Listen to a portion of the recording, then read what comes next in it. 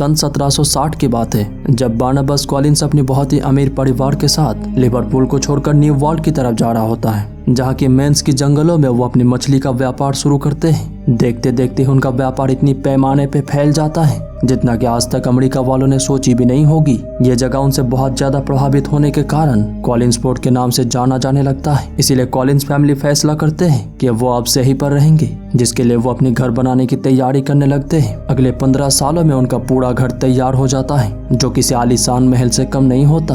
बार्नबास अपनी मचलती जवानी के चलते उनके घर की एक मेड एंजेलिक के साथ शारीरिक संबंध बना चुका होता है। एंजेलिक चाहती है कि वो बस उसके साथ शारीरिक संबंध ही नहीं बल्कि उसे अपनी पत्नी के रूप में स्वीकार कर ले, लेकिन बार्नबास इसके लिए मना कर देता है क्योंकि वो उसे सच्चा प्यार नहीं करता। इस बात से एंजेलिक को बहुत गुस्सा आता है और वो बार्नबास से बदला लेने के लिए वो सब कुछ उससे छीन लेना चाहती है जो चीज बार्नबास को प्यारा है। इसीलिए वो अपनी चुड़ैल की डिग्री इस्तेमाल करके अपनी काला जादू से बार्नबास के माता पिता को मार देती है। बार्नबास को इस बात का एहसास होता है कि उसके माता पिता की मौत कोई साधारण मौत नहीं है बल्कि उन्हें काला जादू से मारा गया है। इसीलिए वो भी काला जादू की तरफ आकर्षित होने लगता है और ऐसे किताबें पढ़ने लगता है जहाँ काला जादू और विभिन्न प्रकार के रिचुअल्स के बारे में लिखा होता है, ताकि वो ये साबित कर सके कि उसकी माता पिता की मौत कोई साधारण मौत नहीं थी बल्कि उनकी हत्या करने के लिए काला जादू का इस्तेमाल किया गया है। धीरे धीरे बार्नबास काला जादू के अंधेरे में समाने लगता है, लेकिन ये अंधकार उसकी जिंदगी में ज्यादा देर तक नहीं रहता क्योंकि उसे अपना सच्चा प्यार जोसेट मिलता है, जिसके साथ वो अपनी पूरी जिंदगी बिताने की वादा करता है। ये देखकर हमारे चुड़ैल मैडम जी को बहुत गुस्सा आता है और वो अपनी काला जादू से जोसेट को अपने वश में कर लेती है और उसे उस पहाड़ के किनारे भेज देती है जिसे विडो हिल कहा जाता है, जहाँ से गिरकर न जाने कितने लोगों ने आत्महत्या की है। बार्नबास जोसेट को बचाने के लिए उसके पीछे चला आता है, लेकिन उसके कुछ करने से पहले ही जोसेट विडो हिल से नीचे गिर जाती है। बार्नबास जब देखता है कि उसका पूरा परिवार उससे छिन चुका है, उसका सच्चा प्यार छिन चुका है, तो वो भी विडो हिल से नीचे कूद जाता है क्योंकि वो अपनी जिंदगी की इस दुख, दर्द, तन्हाई को यहीं पर खत्म कर देना चाहता है। लेकिन एंजेलिक अपनी काला जादू से उसे वैम्पायर बनाकर अमर कर देती है। एंजेलिक को इस बात का एहसास हो चुका होता है कि बार्नबास कभी भी उसे नहीं अपनाने वाला, इसीलिए वो सारे गांव वालों को बार्नबास के खिलाफ भड़काती है कि वो एक शैतान है, खून पीने वाला वैम्पायर है। उसकी ये बातें सुनकर सारे गांव वाले बार्नबास के खिलाफ हो जाते हैं और उसे एक ताबूत में बंद करके जिंदा ही मिट्टी में दफन कर देते हैं, जिसके बाद कहानी सन 1972 में शिफ्ट हो जाता है,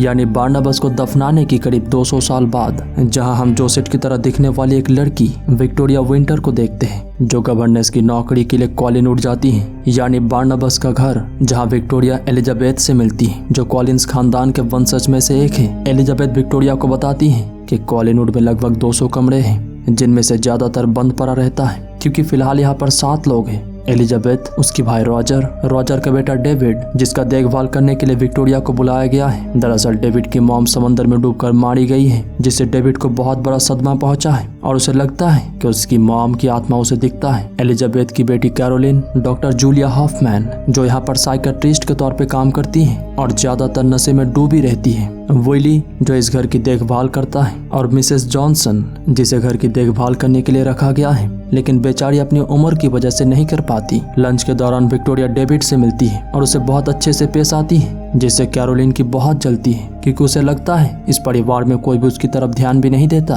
बल्कि हर कोई बस डेविड को ही अपने सर पर बिठा के रखा है। विक्टोरिया जब अपनी रूम में सामान अनपैक कर रही होती है तभी उसे जोसेट की आत्मा दिखता है जो विक्टोरिया से कहती है वो आ रहा है, जिसके बाद जोसेट की आत्मा एक झूमर के ऊपर चढ़ के वहां से नीचे गिर जाती है। उधर मैकडोनल्ड्स के कुछ वर्कर्स को खुदाई के वक्त बार्नबास का ताबूत मिलता है जिसे वो कोई नई खोज समझकर खोल देते हैं। बार्नबास ताबूत से आजाद होते ही यहाँ मौजूद सारे वर्कर्स को मारकर उनकी खून पी जाता है और अपने घर कॉलिनवुड की तरफ निकल जाता है। रास्ते में उसे बहुत आधुनिक चीजें दिखता है जैसे कि गाड़ियाँ, मॉडर्न बिल्डिंग्स। ये सब देखकर वो हैरान हो जाता है क्योंकि 200 साल पुराने एक आदमी के लिए ये सब बहुत ही नई बात है। अपने घर के बाहर उसे नशे में टल्ली विली दिखता है जिसे वो अपने वश में करके अपनी मुलाजिम बना लेता है और उससे कुछ इन्फॉर्मेशन हासिल करता है जैसे कि साल कौन सा चल रहा है, कॉलिंस खानदान में अब कौन कौन जिंदा है। जिसके बाद बार्नबास एलिजाबेथ से मिलता है और उसे कहता है कि उसका नाम बार्नबास कॉलिंस है, लेकिन एलिजाबेथ को उसकी बातों पे जरा सा भी विश्वास नहीं होता। कौन विश्वास करने वाला है कि 200 साल पहले का आदमी अभी भी जिंदा है, वो भी बिल्कुल जवान।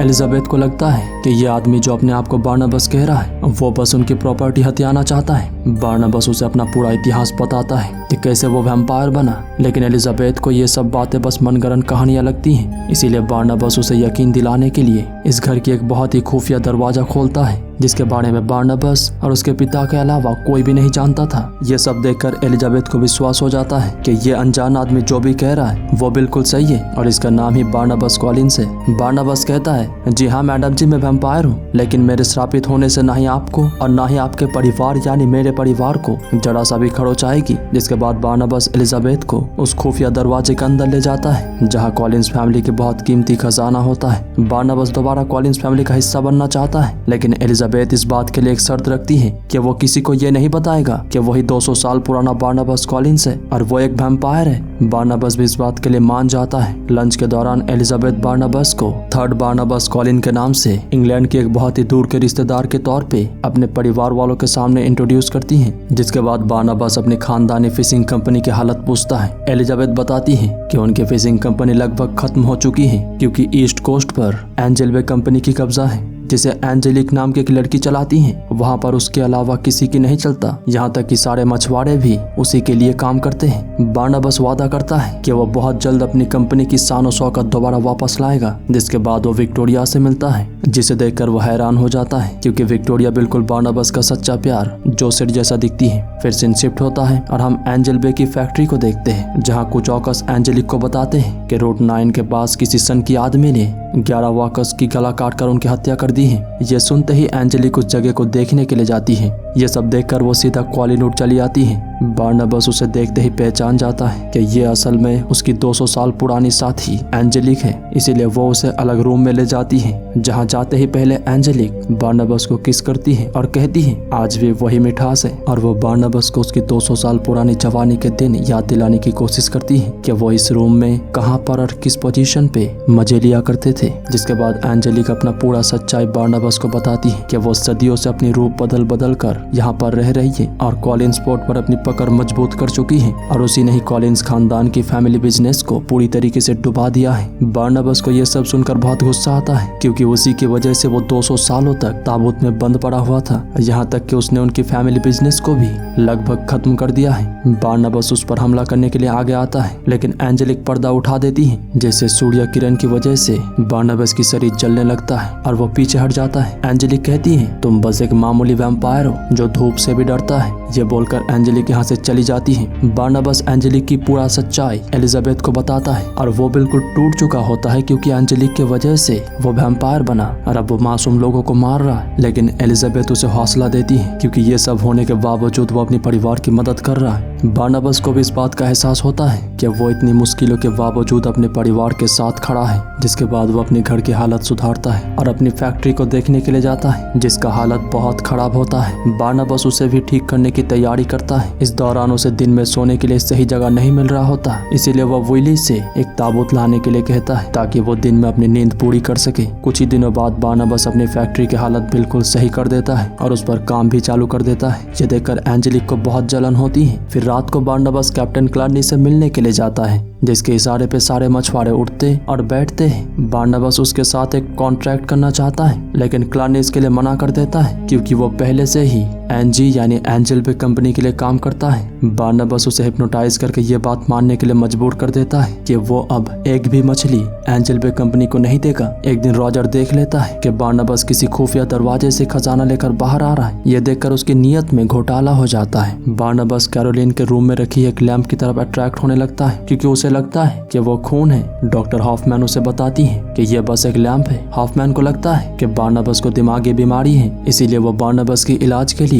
उसे अपने साथ ले जाती है। उसकी दिमागी बीमारी पता लगाने के लिए वो उसे हिप्नोटाइज कर लेती है और उसे पता चल जाता है कि बार्नबास दरअसल एक वैम्पायर है। ये बताने के लिए वो एलिजाबेथ के पास जाती है लेकिन एलिजाबेथ उसे ये बात किसी को बताने के लिए मना करती है। हॉफमैन को मानना पड़ता है क्योंकि वो कॉलिंस फैमिली के एहसानमंद है। एक दिन बार्नबास कैरोलिन से मिलता है क्योंकि वो जानना चाहता है कि आज के जमाने की लड़कियों को कैसे पटाया जाता है। दरअसल वो विक्टोरिया के साथ अपना टाका भिराना चाहता है। कैरोलिन उससे कहती है ऐसे महाराजा बनना छोड़ दो और एक एक नॉर्मल इंसान की तरह अप्रोच करो, तभी कुछ बात बन सकता है। रात को बारनबास अपनी प्यास बुझाने के लिए जंगल में मौजूद कुछ लोगों को मारकर उनकी खून पी जाता है, जिसके बाद बारनबास डॉक्टर हॉफमैन के साथ मिलकर एक तरीका निकालता है, क्योंकि बारनबास का मानना होता है कि अगर वो अपने शरीर के सारे खून को निकालकर अपने जिस्म के अंदर इंसानी खून भर देगा तो हो सकता है वो दोबारा इंसान बन जाए। डॉक्टर हॉफमैन भी इस काम में उसकी मदद कर रही होती है। एक दिन बारनबास और विक्टोरिया समंदर के किनारे डेविड के बारे में बात करते हुए एक बहुत अच्छा वक्त बिताते हैं। उधर एंजेलिक आग बबूला हो रही होती है, क्योंकि बारनबास अपनी कंपनी की हालत सही करने की कोशिश कर रहा है। एंजेल वे कंपनी के मेंबर्स से बताती है कि उन्हें इससे कोई फर्क नहीं पड़ना चाहिए, क्योंकि उनकी कंपनी यहाँ पर लीडिंग कंपनी है। लेकिन एंजेलिक इस बात के लिए बहुत सीरियस होती है और वो बारनबास के साथ मीटिंग करना चाहती है। इसीलिए बारनबास रात को एंजेलिक के साथ मीटिंग करने के लिए आता है। एंजेलिक उसे पैसे ऑफर करके उसकी कंपनी को शट डाउन करने के लिए कहती है, लेकिन बारनबास इसके लिए मना कर देता है, क्योंकि बारनबास ये सब अपने परिवार के लिए कर रहा है और अपने परिवार के लिए करने वाले किसी भी काम की कोई कीमत नहीं होती। एंजेलिक उसे सेड्यूस करने लगती है, लेकिन बारनबास इसके लिए मना कर देता है, क्योंकि अब वो पहले जैसा हवासी नहीं है। ये सुनकर एंजेलिक उसे अपने हुस्न का दीदार कराती है और कहती है, एक दिन तुम इसी के लिए पागल थे। एंजेलिक उसके कपड़े फाड़ते हुए उसे धमकाती है कि अगर वो उसकी बात नहीं मानेगी तो वो विक्टोरिया को मार देगी,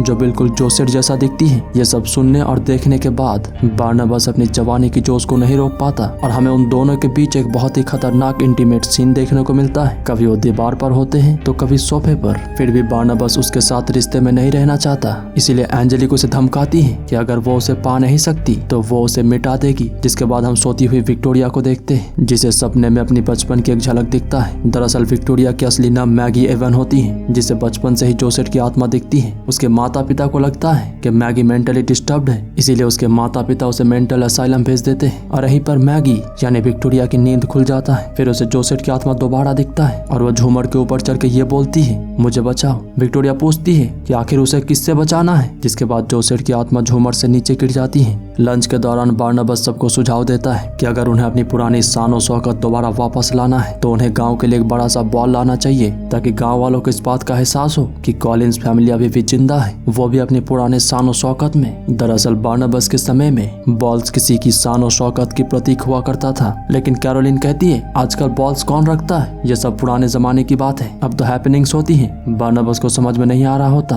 कि आखिर ये हैपनिंग्स क्या है। कैरोलिन उसे हैपनिंग के बारे में समझाती है, जहाँ नाच होता है, गाना होता है और टल्ली होने के लिए बहुत सारा शराब होता है। कैरोलिन मजाक में कहती है कि हैपनिंग में किसी फेमस सिंगर का होना बहुत ही जरूरी है, जैसे कि एलिस कूपर। बारनबास वादा करता है कि वो जरूर एलिस कूपर को लाएगा, क्योंकि किसी को सम्मोहित करना उसके लिए बहुत ही आम बात है। बारनबास शाम को हैपनिंग रखता है, जहाँ गाँव के बहुत सारे लोग आते हैं। बारनबास दरवाजे पे खड़े होके उनकी स्वागत कर रहा होता है, जिसके बाद वो अंदर चला जाता है, जहाँ वो डेविड से मिलता है, जो बारनबास से कहता है कि उसके पिता रॉजर रूम के अंदर किसी लड़की से बात कर रहा है। बारनबास अंदर जाना चाहता है, लेकिन डेविड मना करता है, क्योंकि उसके पिता ने किसी को भी अंदर आने के लिए मना किया होता है। डेविड जब उसे नहीं जाने दे रहा होता तो बारनबास उसे सम्मोहित करके यहाँ से भेज देता है और खिड़की के बाहर से देखता है कि रॉजर कीमती चीजों की चोरी कर रहा है और वो किसी लड़की के साथ बहुत क्लोज होता है। जब लड़की रॉजर से पूछती है बाहर खड़ा वो बच्चा कौन था, रॉजर ये बोलकर बात को टाल देता है कि उसने उस बच्चे को अपनी जिंदगी में कभी भी नहीं देखा है, मतलब उसे अपनी बेटे की कोई परवाह नहीं है, उसे तो बस इस घर की दौलत और अपने ऐशो आराम की पड़ी है। ये सब देखने के बाद बारनबास विक्टोरिया के पास जाता है, जो उदास बैल्कनी पर खड़ी होती है। विक्टोरिया बारनबास को बताती है कि जब भी वो उसके पास होती है तो ऐसा लगता है कि वो उसे सदियों से जानती है और वो अपनी जिंदगी की हर एक लम्हा के बारे में उसे बता सकती है। ये बोलकर विक्टोरिया उसे अपनी जिंदगी की सच्ची कहानी बताती है कि उसके माता पिता ने उसे पागल समझकर मेंटल असाइलम भेज दिया था, जहाँ मेंटली डिस्टर्ब ना होने के बावजूद उस पर वो सब ट्रीटमेंट हुआ करता था जो एक मेंटली डिस्टर्ब पर्सन के लिए हुआ करता है, और ये सब उसके लिए किसी दर्दनाक आजाब से कम नहीं था। लेकिन हर वक्त वो आत्मा उसके पास रहती थी, जो उसे बचपन से दिखती है। कुछ सालों बाद वो असाइलम से भाग निकली और एक नई जिंदगी की तलाश में रहने के लिए जगह और एक नई नौकरी ढूंढने लगी, और वो आत्मा जो उसके साथ हर वक्त हुआ करती थी वो उसे कॉलिंसपोर्ट आने की इशारा करती है। ये सब सुनकर बारनबास को विक्टोरिया के माता पिता पर बहुत गुस्सा आता है, क्योंकि उन्होंने अपनी बेटी को ही झुठला दिया। उधर एंजेलिक बिना इनविटेशन के हैपनिंग में आ जाती हैं और वो बारनबास और विक्टोरिया को एक दूसरे को किस करते हुए देख लेती हैं, जिससे उसके दिल की जख्म और भी गहरा हो जाता है। अब बारनाबास इंसान बनने के लिए और भी ज्यादा उतावला हो जाता है, क्योंकि वो विक्टोरिया के साथ एक इंसान की तरह अपनी बाकी जिंदगी गुजारना चाहता है। इसीलिए वो डॉक्टर हॉफमैन से मिलने के लिए जाता है और वो ये देखकर हैरान हो जाता है कि डॉक्टर हॉफमैन अपने खून को बारनाबास को देकर उसे इंसान बनाने की कोशिश नहीं कर रही, बल्कि वो बारनाबास के खून को अपने शरीर के अंदर डाल के खुद वैम्पायर बनने की कोशिश कर रही है, क्योंकि वो अमर होना चाहती है। अपनी सुंदरता को मुरझाते हुए वो नहीं देख सकती। बारनाबास को ये देखकर बहुत गुस्सा आता है, क्योंकि कॉलिंस खानदान ने उस पर भरोसा किया, उसे रहने के लिए जगह दी, लेकिन उसी ने उनके साथ दगाबाजी की। इसीलिए बारनाबास उसे अपनी वैम्पायर स्टाइल में मार देता है और विली के साथ मिलकर उसे समुद्र में डुबा देता है और सबको ये बोल देता है कि डॉक्टर हॉफमैन बिजनेस मीटिंग के लिए बाहर गई है। अगले दिन रॉजर उस खुफिया दरवाजे को ढूंढने की कोशिश कर रहा होता है जिसके अंदर खजाना है। बारनाबास उसे ये करते हुए देख लेता है और उसकी गर्दन पकड़कर उसे हवा में उठा देता है, जिसके बाद वो रॉजर को 2 ऑप्शन देता है, या तो वो कॉलिनवुड में रहकर डेविड के लिए एक अच्छा पिता बने, एक आदर्श पिता, या फिर अच्छा खासा पैसे लेकर यहाँ से निकल जाए अपनी खुदगर्जी की जिंदगी जीने के लिए। रॉजर अपने बेटे की परवाह ना करते हुए पैसे लेकर यहाँ से निकल जाता है। डेविड रोते हुए अपने कमरे की तरफ जाने लगता है और तभी एक बड़ा सा बॉल उसके ऊपर गिरने ही वाला होता है, लेकिन बारनाबास अपनी सुपरसोनिक स्पीड से उसे बचा लेता है, लेकिन वो धूप में खड़ा होता है, जिसके कारण उसकी पीठ पर आग लग जाता है। विली आग को बुझा देता है, लेकिन तब तक बहुत देर हो जाता है। सबको पता चल जाता है कि दरअसल बारनाबास एक वैम्पायर है। सब लोग उससे डर जाते हैं, यहाँ तक कि विक्टोरिया भी उससे दूर चली जाती है। गुस्से में आकर बारनाबास एंजेलिक के पास जाता है और उसे अपने श्राप से मुक्त करने के लिए कहता है, लेकिन एंजेलिक इसके लिए मना कर देती है और उसे उकसाती है ताकि वो अपनी सच्चाई बता दे और ये भी बता दे कि वो जिंदा रहने के लिए लोगों को मारता है, और होता भी ऐसा ही है। बारनाबास गुस्से में आकर एक एक करके अपनी सच्चाई बताने लगता है कि उसने कितने आदमियों को मारा है, कितने लोगों की खून पी है, लेकिन ये सब वो मजबूरी में करता है क्योंकि एंजेलिक के जादू की वजह से वैसा बना है। इसीलिए वो एंजेलिक को उल्टा सीधा कह रहा होता है, लेकिन एंजेलिक समझौता चाहती है